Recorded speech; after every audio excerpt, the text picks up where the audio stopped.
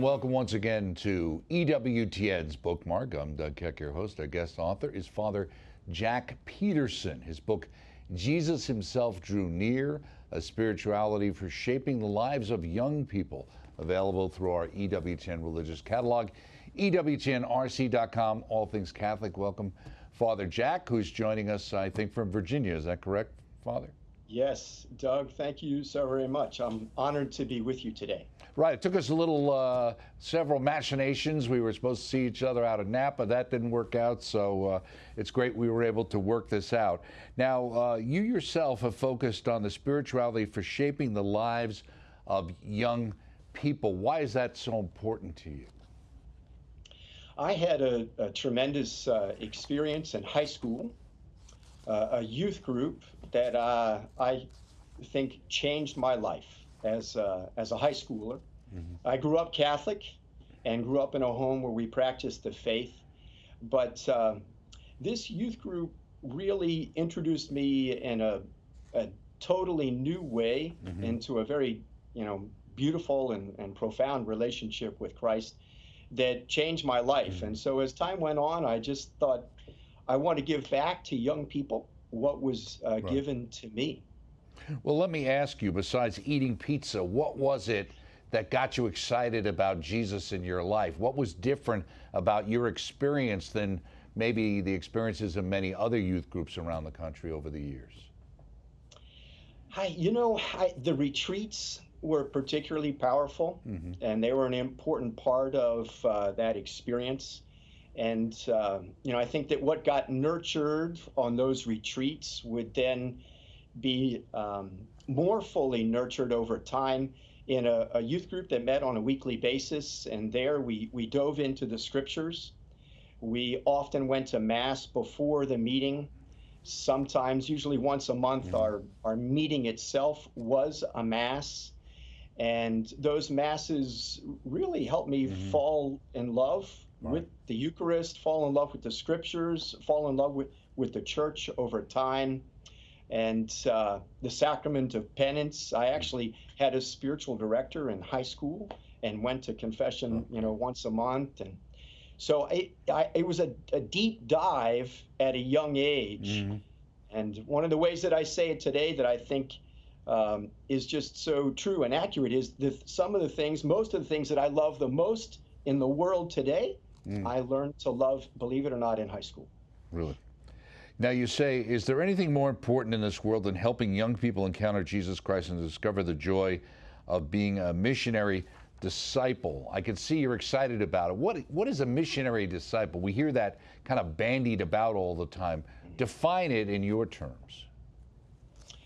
I would say that it would be a young person whose love for Christ and love for the church is so strong that the way in which they live their lives, quite frankly, among their peers, in their classroom, in their clubs, on their sports teams, would be something that would be attractive to other right. young people. And they would say, there's a little something different about you, or what is it that makes you tick? And that they would be interested, and that then a young person might, after time, be able to go to a friend and say, hey, listen, why don't you come to my youth group? Or why don't you come to church with me? Or why don't you come to this small faith group or this Bible study that I'm involved with? Right. And so over time, they would invite their peers to consider joining them, but that the way would be paved in a certain sense by the way in which they're actually living out their lives in an authentic Catholic Christian way. Now, I thought this was an important part of youth ministry. Do you still play basketball? Less now. I don't know if you can tell, but my knees are not quite doing that so efficiently as they used to. I see. And I'm playing a little less basketball than I used to, unfortunately. Okay. You said, when Jesus said, let the children come to me and do not hinder them, he gave a mandate to the church. What was that mandate?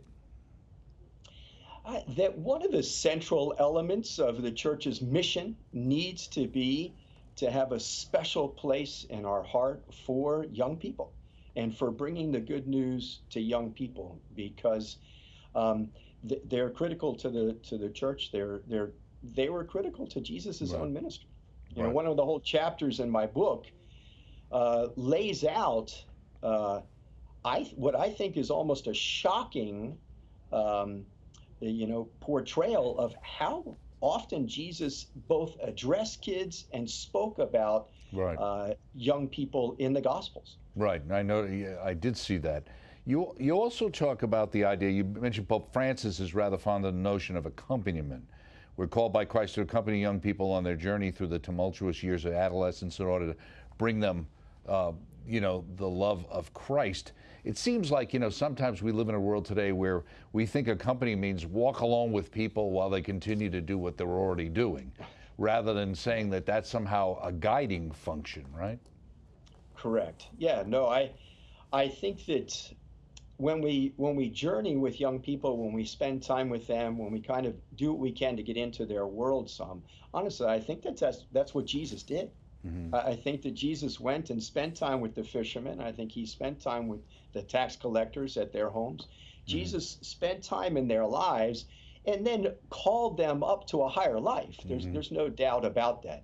And so there's a balance in there between getting to know them, learning what it is that young people love, Right. learning to love what they love to the best of our ability and within certain confines, Sure. and then slowly bringing them to love what we love and to love Right. who we love in Christ.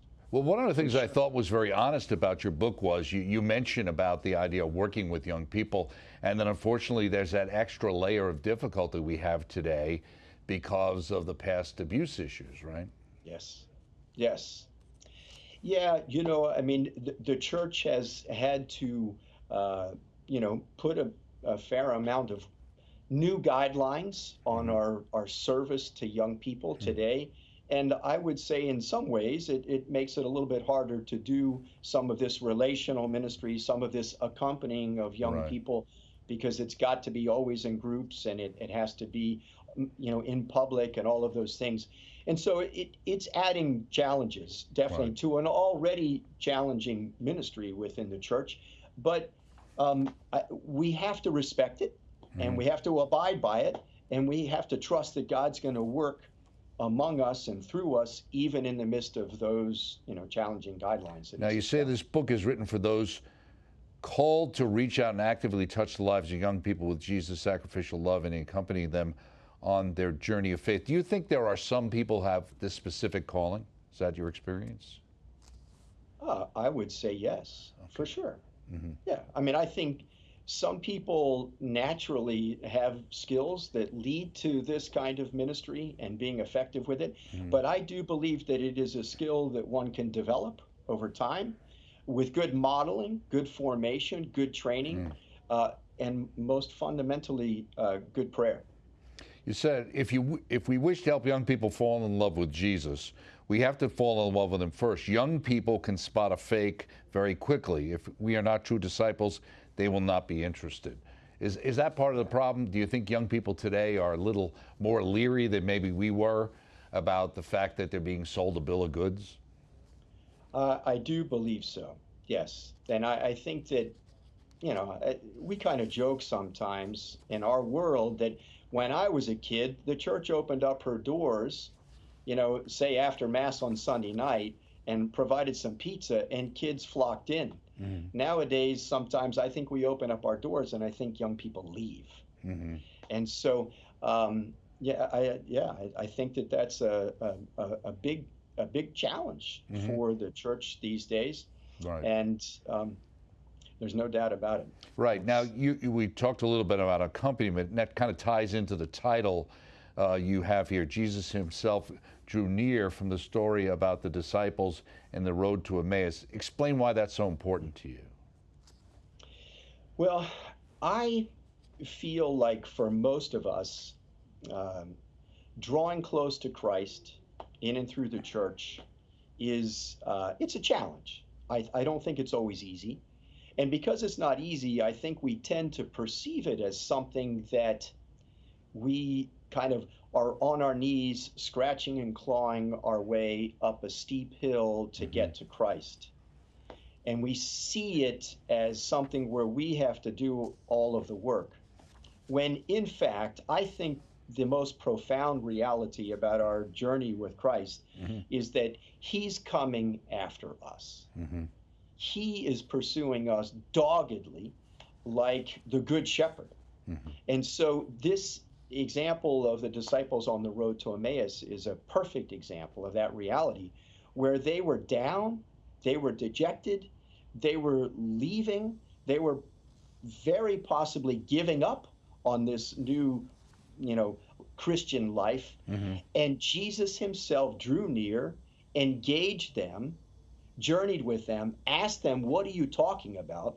What are you discussing along the way? Then slowly revealed to them the fullness of the mystery of Christ, and then the Eucharist happened. Right. And so I think the Eucharist is another perfect example of how Christ is constantly coming to us in the simplest and humbler ways. And so often is that why it's so important for people to have a better understanding of the real presence, and especially the church's focus on that now? Absolutely. Right. Yeah. Okay. I mean, Christ is truly present there, coming after us, in a sense. Now he's there in church, he's there in the tabernacle, but it's all a part of his desire to come down to this earth and be present to us and welcoming to us. And so that real presence has been critical in my own life. You say Jesus was born in a stable, not a modern hospital. He grew up in a tiny town of Nazareth, not Washington, D.C. He was the son of a carpenter, not a prime minister. God himself chose the way of humility and simplicity. And you say this is something that young people need to ponder in prayer today. Why? I think that they are very caught up in this world that is governed by their phone and Instagram and Twitter and everything else, where everything's coming at them in a very flashy way. The whole world's trying to get at them with big pictures and promises of pleasure and money. And, that is really not the way of Christ. Right. And his way was much humbler and much simpler. And so we need to, that's one aspect of the faith that we need to try to bring before young people. You made an interesting point here, I thought. It said Mary and Joseph learned a lesson from their 12-year-old son that day, and you're talking about, obviously, the finding in the temple. God has a history and a pattern of calling young people to heroic deeds and beautiful heights of faith. Well, I mean, I think that's very true, and Jesus is certainly an example of that, but so is the Blessed Mother. I mean, she made arguably the most important decision that a pure human being has made in the history of the world, somewhere around the age of 13 or 14. St. John the Apostle was presumably rather young when Jesus called him. King David, the prophet Jeremiah. I mean, the Bible is full of examples of God calling young people to do extremely important things. And that would be something that I considered to be a problem in our world today. I think a lot of adults are giving up on young people. Right. They're afraid to invite them to the fullness of the gospel way of life. Now, I believe that's a process, and I think we have to invite them gradually to get there, but we've got to extend that offer to them. Right. And I think they're capable of great acts of holiness and deep faith in Jesus Christ. You say our Western culture today is losing its direct connection with our Christian roots and morals. This has led to a growing number of adults to give up on young people, as you were just saying. And then you said many adults have given up the battle and are sadly letting the modern culture form the consciences of their children. And this is a great tragedy. There's no doubt about it. I mean, I think that parents are, letting the schools do that work these days. And if our kids are in public schools, I think way too often the values that they are receiving in those public schools is nowhere near our gospel values, and oftentimes totally against them. And right. So parents have to take up. Yeah. And quite evident today, as we know, especially from what we saw in Virginia even last year or so, right? Exactly. Right, exactly. Now, John Bosco is very important to you and your work and your ministry. He's one of the three you talk about. You say, you have a quote here from him, We must have as our primary aim the care of youth, and any occupation that distracts us from this is not good. And that's especially important not only for people working in youth ministry, but parents themselves to see that as their number one priority, right? Absolutely.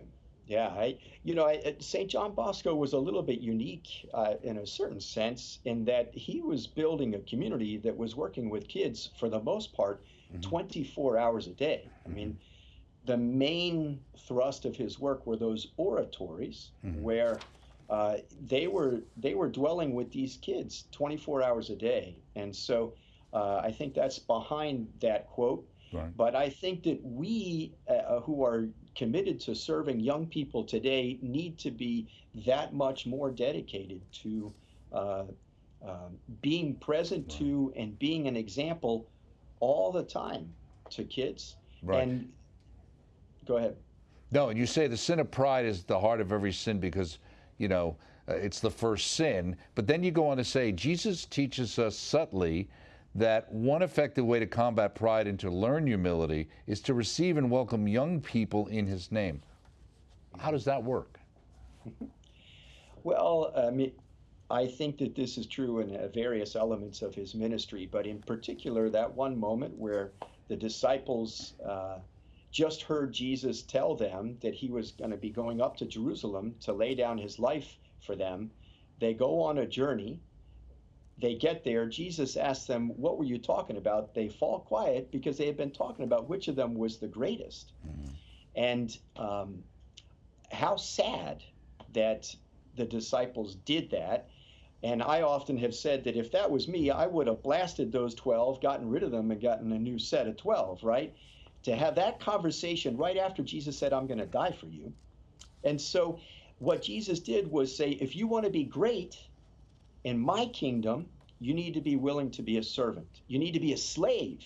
And that's when he took a child and put him in their midst and said, whoever wants to be a servant, whenever you welcome a child like this in my name, you welcome me. Right. And so Jesus used youth ministry as one example of a way in which we can be growing in humility and to learn to be a servant, because serving young people is not easy. Well, you say that service to young people in church can be very disheartening at times. We've all spent time with kids, whether they're our own kids or whether they're kids in a ministry or relatives, where we pour out our hearts and we give ourselves and we do the best we can to be an example, and we share with them the good news, and they go astray. It happens, and it's not easy.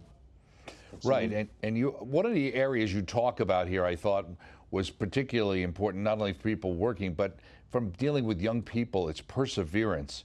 You said, I love being a Catholic Christian even more than I love sports. I have also come to know that growing in my love for God and my love for my neighbor demands perseverance and consistency in my prayer life. Well, that I think is perhaps one of the more significant elements of the book, is the invitation to be consistent with things that are critical to our Catholic spirituality and walk with Christ. And, I spent a lot of time as an athlete growing up, and I think the difference between, an okay athlete and a really good athlete is perseverance, and it's consistency. At the task, at practice, in games. And it's the same is true for us as Catholic Christians. We need to be consistent with our prayer time in order for it to go deep, and in order to allow God to have the time and the grace to transform our lives. Right. Another buzzword, discipline, is critical, you say. Jesus expects our faith not only to be strong, but to impact the world and to bear fruit. Discipline's not a very popular word these days. It is not. So let's make it popular. We've got to be disciplined with our prayer and with our efforts to surrender our lives over to Christ and root sin out of our lives, and live more fully according to the Beatitudes and to the virtues. Well, you say here, I remain convinced that Jesus is inviting all of us who are committed to being apostles to young to build a routine of prayer that includes these elements: the Angelus or another morning offering, grace at meals, 20 minutes of prayer that includes meditation upon the scriptures, daily mass as often as possible, and a daily examen before going to sleep. You got Ignatius in there too, obviously. Of course. But so you really need that so that you have what? The fortitude to keep going? Of course, but I think even more principally, just so that we know and love Christ with all of our being. Because if we want to help young people come to know and love Christ, we have to know and love him deeply ourselves first. And that's really the main point of the whole book. Right, and as you mentioned before, that whole idea of perseverance and the discipline, and the fact that young people, especially today, are looking, not only can they spot a fake, but they're looking for it. That's a very good point. Well, I think they're looking for excuses not to do things that somewhere in the back of their mind they know that they need to do. And so when we provide bad example, that's the excuse that they need. Right. Now, you talk about it. You recall an Emmaus moment of prayer in your own life when I was a priest serving as a chaplain at the University of Mary, Washington. What was that? I was praying my holy hour. I was all by myself in a church, and I was getting a little bit tired, so I decided to step outside of the church and walk around it a little bit. And then at one point, I ended up sitting down on the ground against the door of the church, the side door of the church. And I had a moment where I felt like I was leaning up against Christ, like St. John did at the Last Supper. And I just had this very profound moment of intimacy and closeness and encouragement in Christ's arms at the Last Supper. Right, and then you connect as well about Jesus giving his mother. I thought this was an interesting way you said it. It's well known that people tend to make very important gifts to loved ones when they approach the end of their lives. The same is true with our Lord, obviously. And it's an interesting way of thinking about it. Well, I mean, yeah, John and Mary, I think, are really important examples for us in the scriptures on many, many, many levels. And the fact that Christ entrusted John to Mary and Mary to John is super important for us. And we need to ponder that relationship and model that relationship in our own lives. You also talk about the fact that we need a clear understanding of our purpose. Do you think a lot of young people, that's where they're confused? What is life all about? What is my goal? What should I be doing? What does it mean? Unquestionably. And I think that that's one of the great blessings of Ignatian spirituality.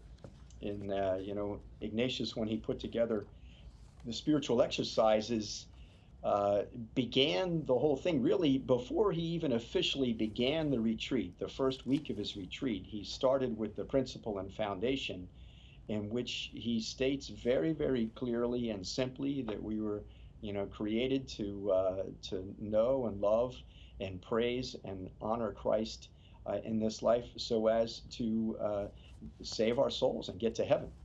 And if we don't function with that very fundamental understanding of our very existence on this earth, we're going to wander far from the road. Well, let me ask you, you've been going at this for over 30 years now. What do you think is the biggest change you've seen in how you have to deal and encounter young people? I think the relational element of ministry is more important than ever. Again, as I said before, I think that, when I was younger, young people came to church more regularly, either because they were interested or because their families were more committed to getting them there. Right. And I think that right now our baseline is not there anymore. And so I think we have to more actively go out and engage young people, build relationships with them like Christ did with his apostles, and then invite them to draw closer to Christ.